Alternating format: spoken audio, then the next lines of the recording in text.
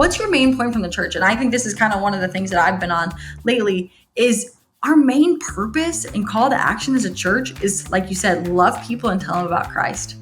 It's not to get them to sign up for some random X, Y, or Z, right? And so if we think about it from that angle, then it's like, okay, I'll just put one story in there, This is season 3, episode 31 of the Missional Marketing Podcast. Thanks so much for tuning in today. My name is Bart Blair, and it's my privilege to welcome you to another episode of the show. Our goal with this podcast is to help your church grow by leveraging digital marketing and effective communications. And no matter what seat you sit in on the bus at your church, if you have a hand in the communications and the marketing, this podcast is made just for you. Maybe you're the senior pastor, maybe an executive pastor, maybe you're a church communications director, maybe you're a church secretary or administrative assistant. Maybe you're a volunteer who's just responsible for the website and some social media. We certainly hope that the content that we're creating for you on this podcast is helpful and it's really helping you do your job better. If you haven't ever checked out our website, missionalmarketing.com, want to encourage you to do that. Not only will you find a boatload of information about the services that we offer to churches and how we help churches, but we have a really, really deep, rich library of blog content on all kinds of different topics related to marketing, communications, websites, social media. There's just tons and tons of content there and information that you might find to be very helpful as you're trying to get better at doing what you do for the sake of God's kingdom in your local church. Now, this week, our episode is one that we kind of brought in-house, where we brought in one of our teammates, Maddie Hall, who is a communications coach for Missional Marketing. She's a former communications director at a fairly large church in the Indianapolis area, and we've had her on our team for the last few years. And she works with churches all around the country, helping them be better at church communications and at marketing. And this week's episode is a conversation that's kind of related to the last episode that we released, which was on email. This one, we're also talking about email, and the next episode that we released, we're talking about email. Why email?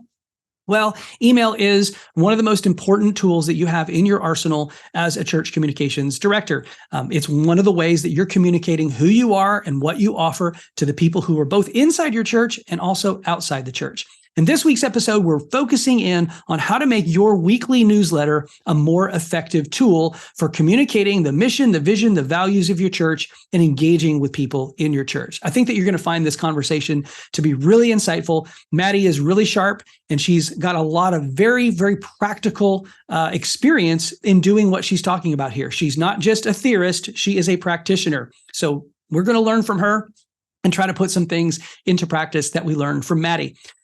Again, we want to thank you for tuning in to the podcast. If you haven't yet subscribed where you listen, we'd appreciate you doing that. We'd also appreciate you leaving us a rating or a review wherever you listen, or if you're watching on our YouTube channel. That really helps get the word out about the podcast. You know how the algorithms work. The more you like, share, and review, the more people will find our podcast. And we just really appreciate you participating in that way. And if there's anything that Jason or I can do for you, make sure that you click over to our website, hit the About Us link on the menu bar, on the nav bar, and there's a contact link.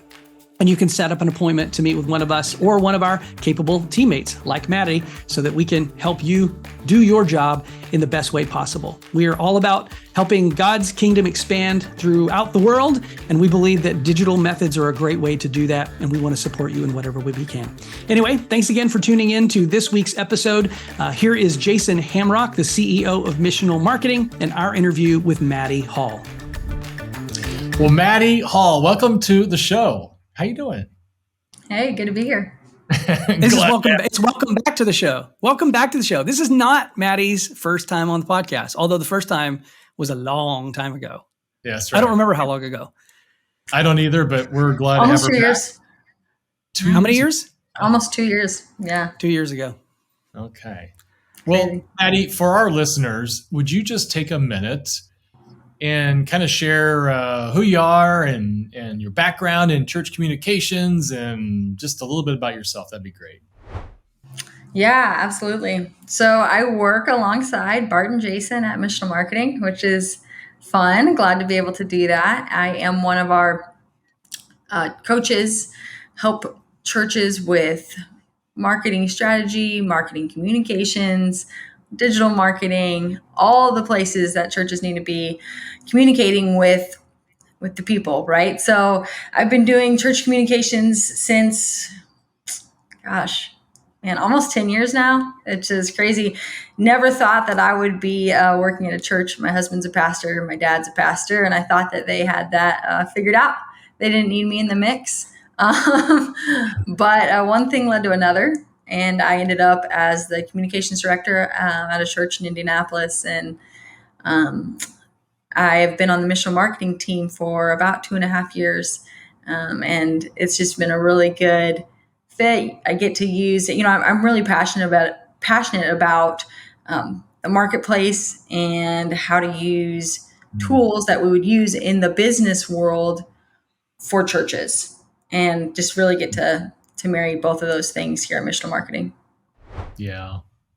Maddie, she's selling herself short. She's one of our lead coaches. Like, she gets to actually lead the coaches because she's talented and she knows what she's talking about. And we're pumped to have her on our team. And she gets to oversee a lot of churches.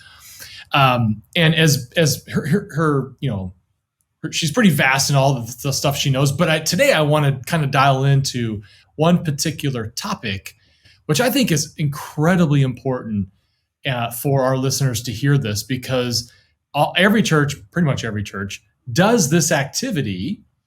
And what you're going to talk about is, how do you do what you're doing now and make it a whole lot more effective?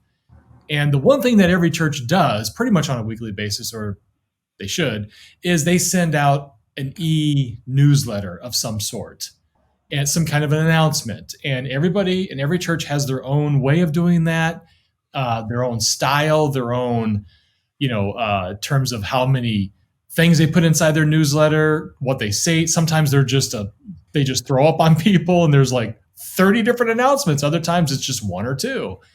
And so today I want to talk about, how do you actually use your newsletter more effectively, and in particular, more story-based. And so today's topic is about story-based emails. Maddie, take a minute and just explain to our audience about, what does that mean when you talk about a story-based email? Yeah, sure. I'll back it up even a little bit more, because you said, everybody's kind of sending out like newsletter. Well, when you think newsletter, like, you kind of think like, oh, it's kind of some updates. Here's what's happening here. Here's what's happening over here. And the story-based email is taking what's happening in your church, the changes that you've been able to make in your community, in your world, the changes that you've seen in the people that are at your church, and sharing that information with the other people in the church, right? It's taking the good that you've seen happen in your church and use it to market to other people and say, like, this happened to this person because of you, and we want to see more change like that. Or this happened because of this event in our church, and this could also be your story. So it's getting at the heartstrings of people more so than just saying, well, we're doing this. And by the way, did you know we're doing this? By the way, look at us. We're doing this too. Oh, and we're doing this. And it's saying, hey, like, it's not about us. It's about the people. And so story-based email is one way to do that. So, for example, if you have alpha, you do alpha. If you don't know what alpha is, go look it up. But it's pretty much a curriculum that actually helps people navigate who God is. And it's a really, really, really powerful course. So what you're saying, instead of just, hey, alpha's happening and it starts this Wednesday at 7 p.m. in room B152, sign up here. What you're saying is, maybe go find somebody who's been through alpha, and they could tell their story about how they didn't know God before alpha, and now they do know God and they're following Jesus as a result of it. And you tell that story to promote the upcoming alpha. Is that what you're saying? Absolutely. Yeah. Because why do I want to go to some random program I have never heard about, and that starts at 7 p.m. on a Wednesday? Like, I've got so many other things that I could do on Wednesday night. Like, your church, particularly, like, if it's a brand new program, for your church, like, I need to know more than 7 p.m. on Wednesday. I want to know that I've talked to that. Maybe I know that person that happened to be in the story, or I'm connected to them somehow. because we're talking about story-based email in this podcast, we're really talking about internal marketing. These people are already on your list. I mean, like I could go on and on about how to use email to reach people that, maybe don't know about Alpha, but could really benefit from Alpha. But when we talk about using in this, in this particular scenario, it's people that are already on your list, right? Mhm. They're already subscribed. And now story-based marketing works for pretty much anything, right? But when we talk about kind of our weekly newsletter, how does it work with Alpha? So, or any activity or event. So it's saying, hey, let's send this email out, and the main thing is going to be a promo for Alpha, but where it's going to be a picture. And here's a important piece. So maybe it's 3 paragraphs. Just include 1 paragraph in that email. Don't include all 3 paragraphs, because what you want people to do is not only open the email, you want them to click through to your website. Yeah. So that first paragraph should be strong enough that people are like, well, wait, what happened? Like they went to the first 2 weeks of Alpha and then, like, did they fall off? Did they go to the rest of the weeks? Did they end up accepting Christ? Like, I want to know more. So either it clicks through to the rest of that story, which would live on a blog, which, we could talk so much about blogs, right? And how to use that. Or it goes to a video where people can watch the video. So you're basically like the first word of that is story, right? And as you were saying that, I was thinking of everybody loves Chick-fil-A. So Chick-fil-A can run a TV commercial and just put a chicken sandwich on there and you start drooling. But you notice what Chick-fil-A does in their commercials? They tell a story, right? Now they're doing video and it's a commercial, but you ever notice that there's 2 people are sitting on a couch and they're kind of sharing a story? And that makes you think differently about Chick-fil-A. It's like, why do they do that? This is kind of a similar thing. It's like, instead of just making this announcement, it's like, come buy a chicken sandwich, it's the story behind why Chick-fil-A is different, and it's about a community and they have really good food. Well, they're using the story to reinforce the vision and the values of the organization, right? Which, it's one thing to put a list of announcements together and sign up links and send that out to people. It's another thing to actually use the story-based email framework to continuously reinforce the things that you as a church are your core values. And I think it's a great opportunity. Now, for just a second, Maddie, let me pretend that I'm the communications director that's listening to this.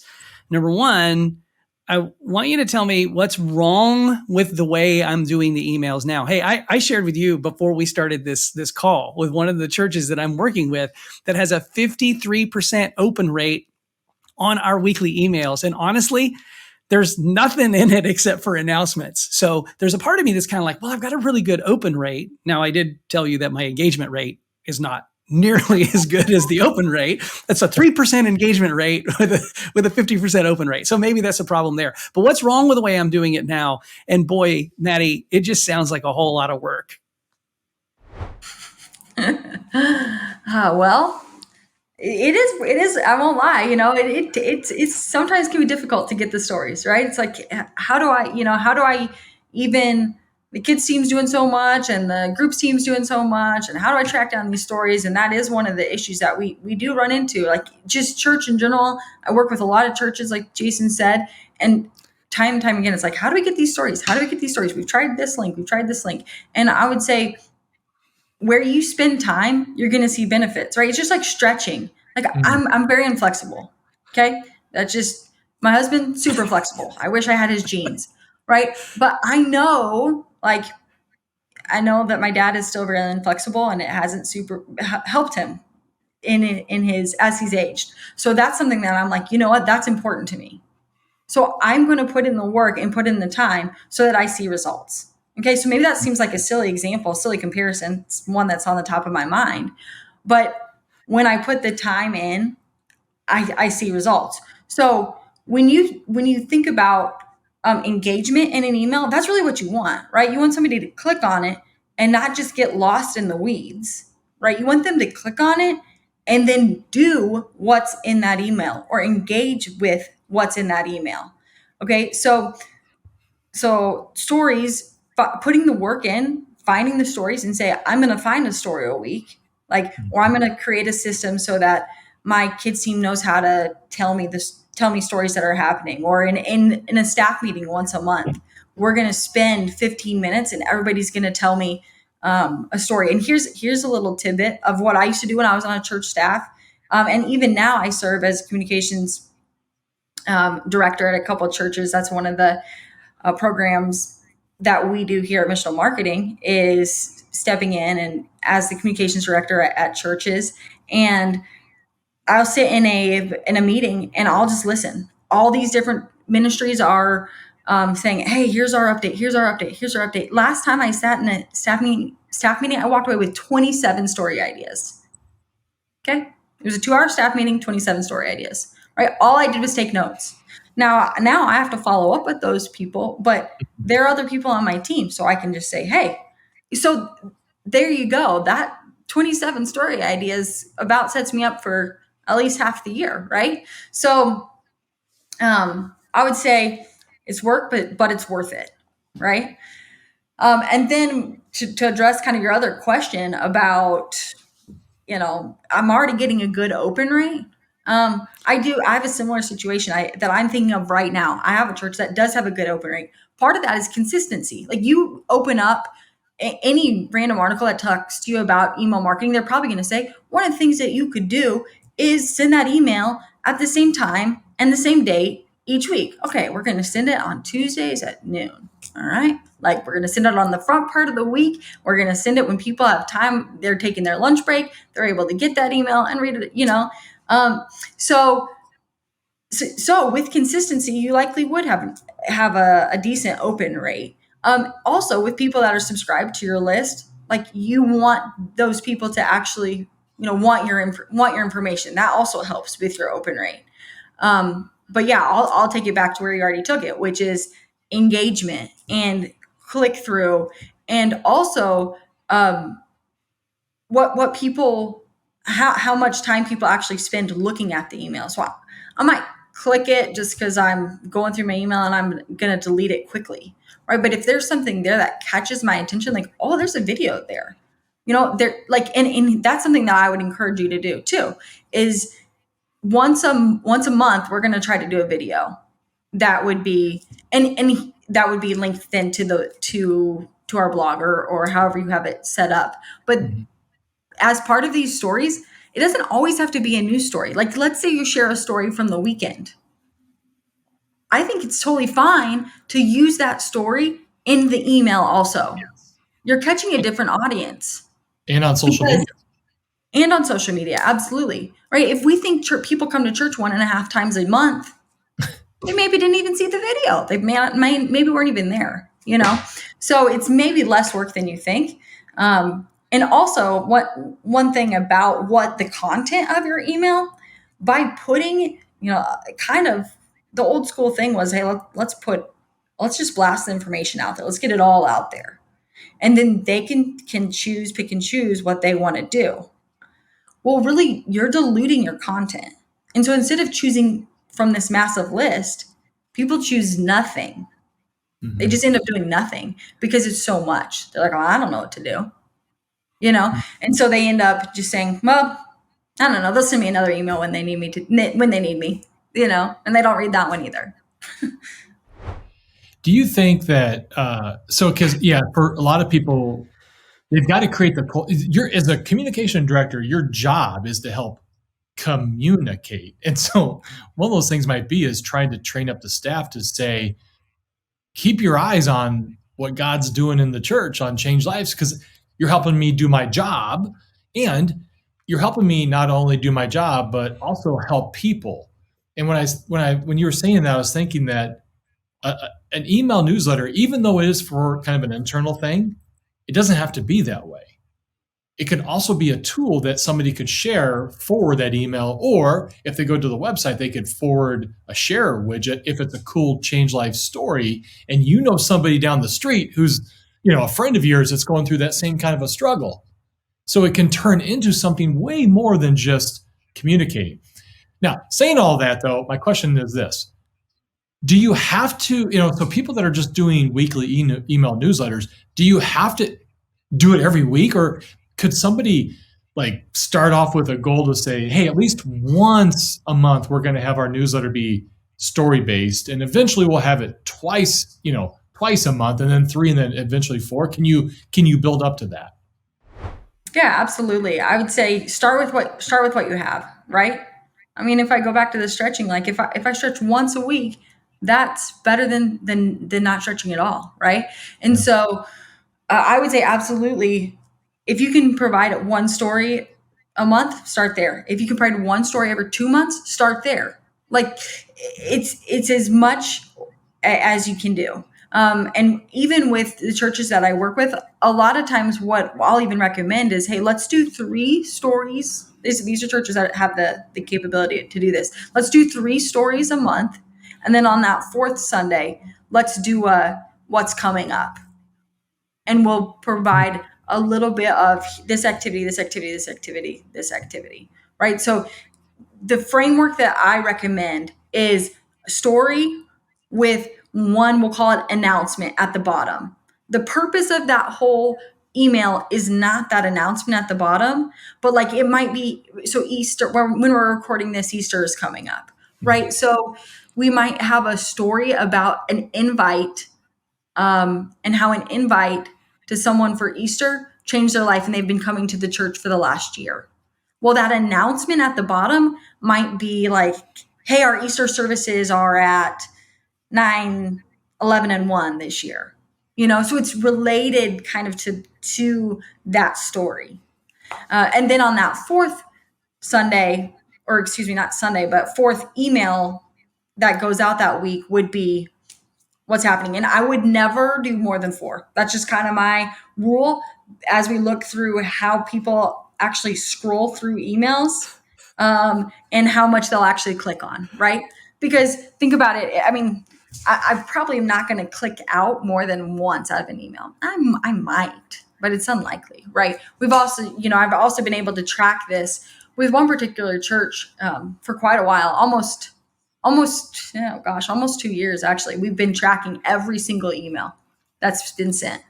Their open rates, their click-through rates, their what's been engaging, what's not been engaging, what should we change, and that that's really and if I'm not mistaken, that's a big church with a lot of programs, right? Oh, it's a big church with a lot of programs. Yeah. So I'm hearing. It's almost like they're in the room with me. I'm hearing all the communications directors in the world go, but Maddie, if I know that if I post events and activities on social media and a fraction of the people that are on social media ever see them because the way that the algorithms work against me, and I'm limited with how many announcements I can get from the platform at church on Sunday, the email to me seems like the last ditch effort that I have to communicate to everyone what's going on in my church. And so I don't want to derail our conversation here about the story-based email being the primary point of our conversation, but you're saying that if I'm doing a story-based email, I'm actually significantly limiting the amount of additional content that I'm including in that email. So how do I find the balance there between telling good stories and increasing that engagement, but also making sure that I'm effectively communicating to people in the church what they need to know and when they need to know it? Well, yeah.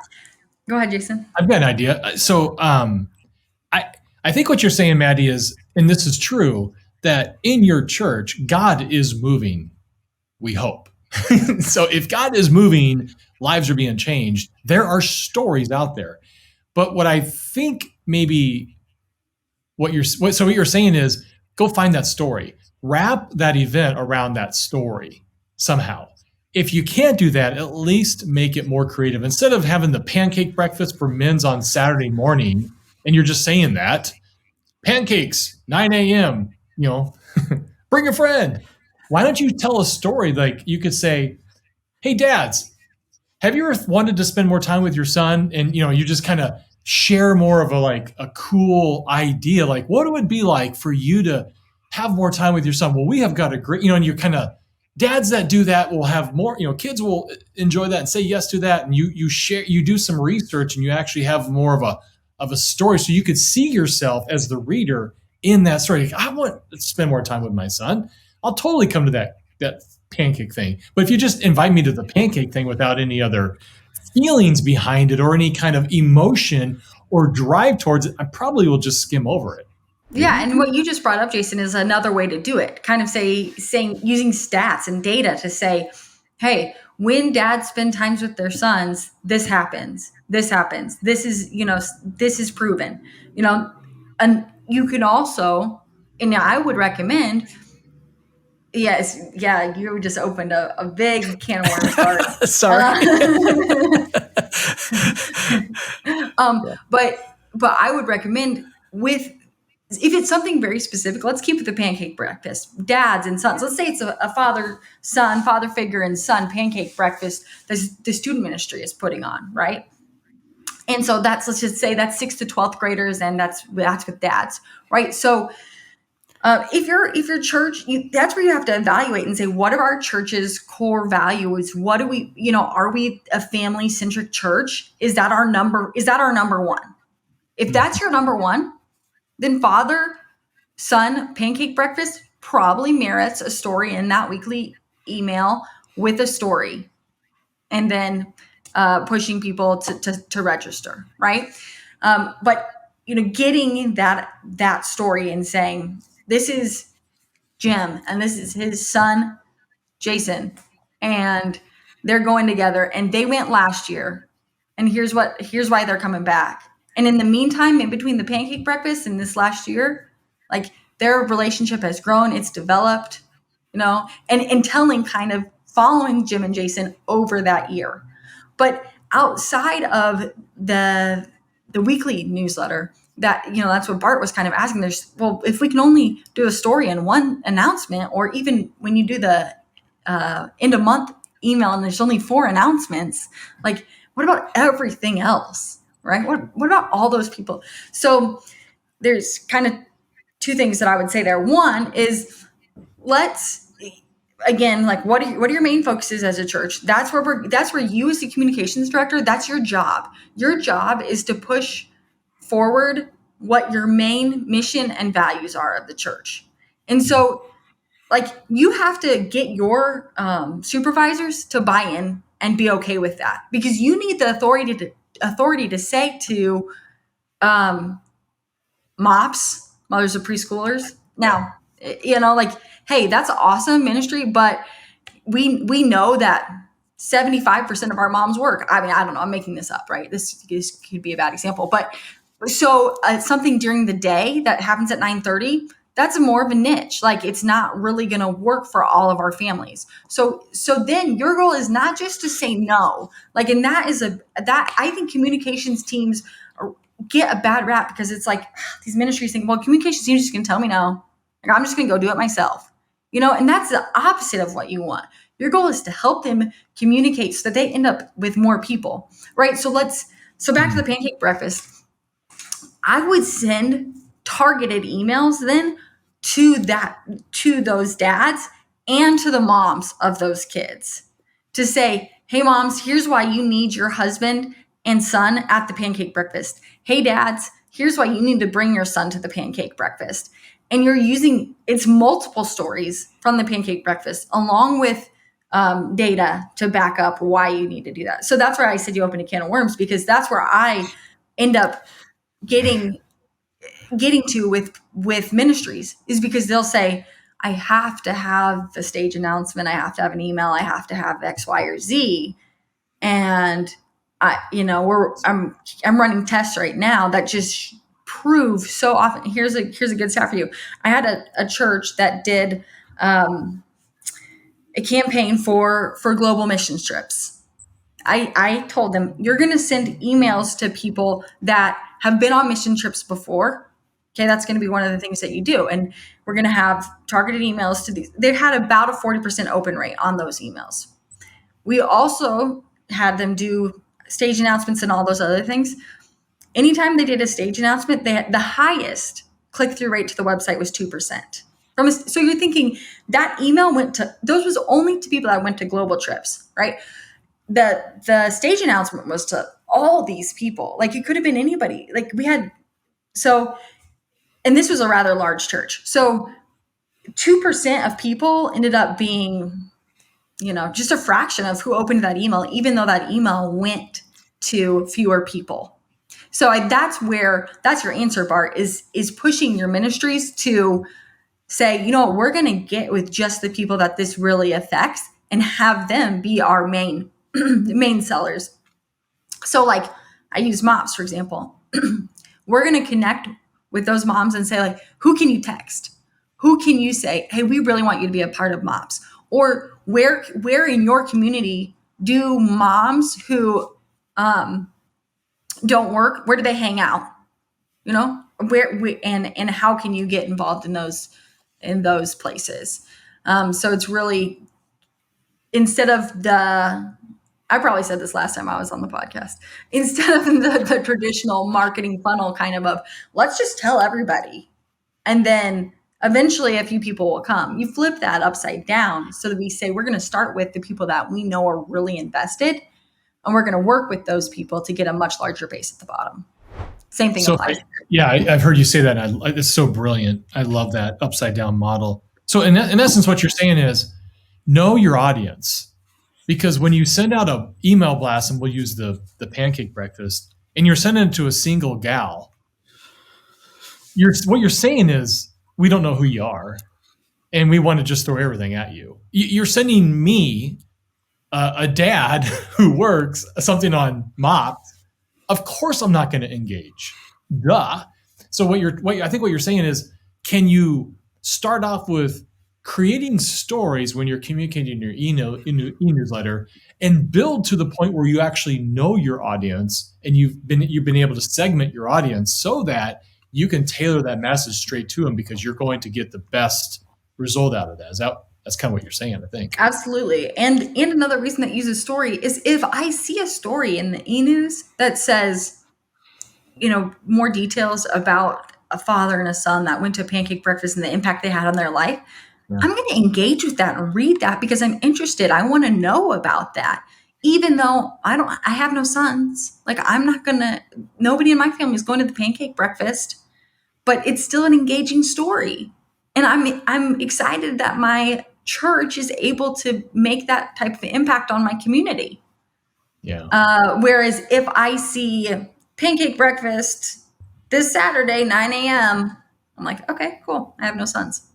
Like, next, what else? You know what I mean? But if I see the story, I say, oh my gosh, that's so cool. Like, you know what? I do know, you know what? My neighbors, they do have theirs, that'd be really great for them. Like, that story was really cool. I might even go tell my neighbor, like, my church just sent me this story. Like, that was so cool. Like, and then now I'm engaged with your email beyond just opening and clicking through. Well, that goes back to what I mentioned earlier, is that even though you may not have a husband and or a son to participate in the pancake breakfast, it is reinforcing the value and the mission of the church. And you are a part of the church. So whatever the values are and whatever the mission and the purpose of the church is, you're still a part of that, even though that particular event or that activity might not pertain to you specifically. And that's what that story reinforces. Maddie, let me ask you another question, because I'm watching the clock here and I want to make sure that we have time to talk about this. In addition to simply telling stories, I know that you're doing some other creative things with church emails that are maybe not exactly storytelling, but they're a little bit out of the box, and they're designed to increase the engagement with your emails. Can you share some of the other ideas that you're doing, some of the other things that you're doing with some churches you're working with?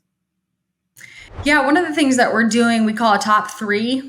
And the idea is get to know your pastors more than you maybe do.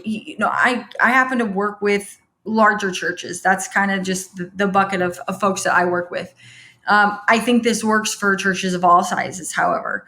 So the idea is that alongside that story, you would pair it with a pastor's top 3. And it's maybe you start with, what are you watching? What are you reading? What are you listening to. So maybe it's, I'm reading this book, I'm watching this show, and that just helps people to say, I already feel like I know you because I see you on the stage making or giving the message each weekend.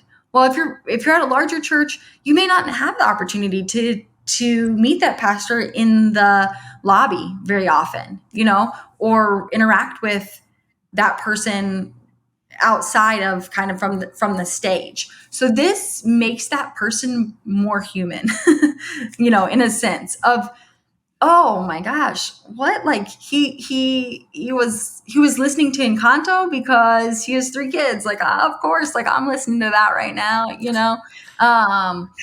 and then it starts to just, you start to build a relationship, even though you don't maybe see or have a face-to-face conversation as often. And I mean, like I said, it doesn't really matter whether the church is large or small, because even if I see the pastor in the lobby every weekend and I talk to him about, maybe I talk to him about like, hey, we went to this cookout over the weekend, super cool, whatever. But I don't know what he's maybe reading as far as how he's growing and learning more about what he's then teaching us on the weekend. And I want to know that, that to me gives me more trust in that person. So yeah, we call it top 3. We, like I said, watching, reading, listening, but we've done themed ones where maybe it's Christmas, on the holidays. What are your top 3 things you like to do with your family? And we switch it out. Not always maybe the lead pastor, but maybe it's a campus pastor, or maybe it could be any pastor that has face with people that it would make sense to do that with. So that's one of the things that we're doing. We're also talking a little bit. We just I'm saying this now, even though we're on the early stages of it, but it'll make sense to you guys. Making the engagement cross-channel. So saying in social media, asking people questions, and then saying, all right, we're gonna put the answers to these questions in our email. And then, oh, you want to subscribe to the email? Here you go. This is how you subscribe to the email. So we're able to take engagement from one platform into the email, just like you might drop your social channels at the bottom of your email. It's just kind of the opposite. So I don't have a whole lot of stats on that yet, but it's something that we're on the early stages on. Wow.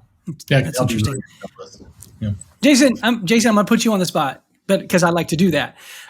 What's something that, as a communications director, something creative that you did with your church's emails to keep people engaged? Can you think of anything off the top of your head, or did you just throw up on people with all your announcements? Yeah, we probably threw up on people. Well, simple. Like, we fought hard against throwing up on people. So we tried to limit it to like 2 or 3 things, and that's it. And, if you wanted, we'd always have a link out to like upcoming events and things of that nature. But we never really got into stories. It was kind of too early for that, but we tried to just be very careful with how much announcement we were making. It's come a long way since I was in that space, because now we can, you can really tailor it. So like you can tell now we have way more creative people like Maddie who are doing the emails. To be not only story based, but also like we were just kind of mentioned earlier of actually knowing your audience. And I'll use another perfect example that is like you don't know people when you're saying we're having all church baptisms coming up or something like that, and you're saying you need to get baptized, and you're like, dude, I got baptized like 10 years ago. You don't even know who I am, right? It's a perfect example of where churches can go and use tools to help you better know your people, and then just target that message. Now, that's obviously churches that have gone deeper in that space. Size doesn't matter.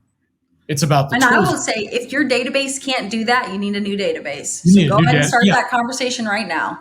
Exactly. Yeah, that's what your database. Yeah, it is a little tricky, especially like I'll use an example.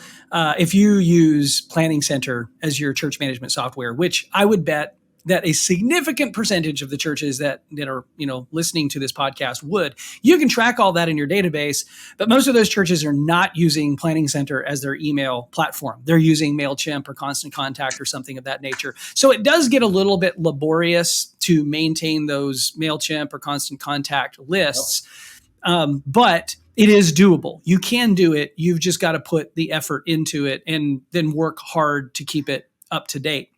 I shared with Maddie before we started recording, one of the things that I'm working with a church that is really wanting to see an increase in their volunteering in the church. I mean, what church doesn't? We need more children's ministry volunteers. We need more parking lot volunteers. We need more people serving coffee. We need more small group leaders. Like whatever it is, every church needs more volunteers. And so what we're going to do is we're going to start doing a twice a month volunteer spotlight. So the story that we're going to tell in the email is actually telling the story of someone who's been serving on a specific team for some specific length of time. And we're not specifically going to have a call to action to say, hey, sign up for the children's ministry because Maddie just told her story.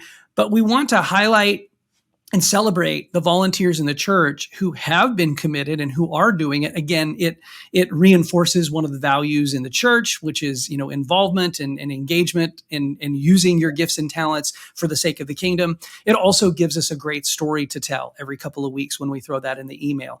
Now, what I hadn't thought about before, and I'm thinking about this now after you talked about this, Maddie, is actually doing those profiles, those volunteer spotlights as a blog post and actually just telling part of the story in the email and linking over to the blog post. I haven't thought about that. I might do a little A/B testing over the course of the next few months, because I think we're going to do it twice a month. And so maybe I'll tell the whole story in the email once, and then I'll tell part of the story in the email once with a link to the blog and test that out for a little while and see how that goes. I'll keep you posted. That's a good idea. Would you link to anything in the blog, or would you just, once they got there, or do you think you'll just leave it as is? I don't know. I've got to think through that a little bit. I think we do have some forms that people can fill out if they're interested in getting information about volunteering in a specific ministry. So we'll probably link to that. That's to that form. Maybe, one of the ways that in this particular church you get onboarded into ministries is through a membership class called All In. So, maybe we'll include links to when the next All In class is taking place. So someone could register for the All In class if they want to do that. If they want to kind of take it to the next level. I'll experiment with a few different things and see what works. Yeah, you have to let us know. I will. Okay, well, we probably need to land this plane. So, Maddie, thanks for pouring into this and helping the Big C church get better, but helping smaller churches get better at this as well. So hopefully we, as you guys are listening to this, you would take some of this advice and run with it. And just as Maddie was saying, you don't have to hit a home run every time, right? Just start off with something and experiment with it. And you might fail, but that's how you get better. So push through your failure, keep learning, keep getting better, because God is doing some amazing things in your church. You just got to investigate and find out what those are, those stories, and then build a new email, a story-based email, right?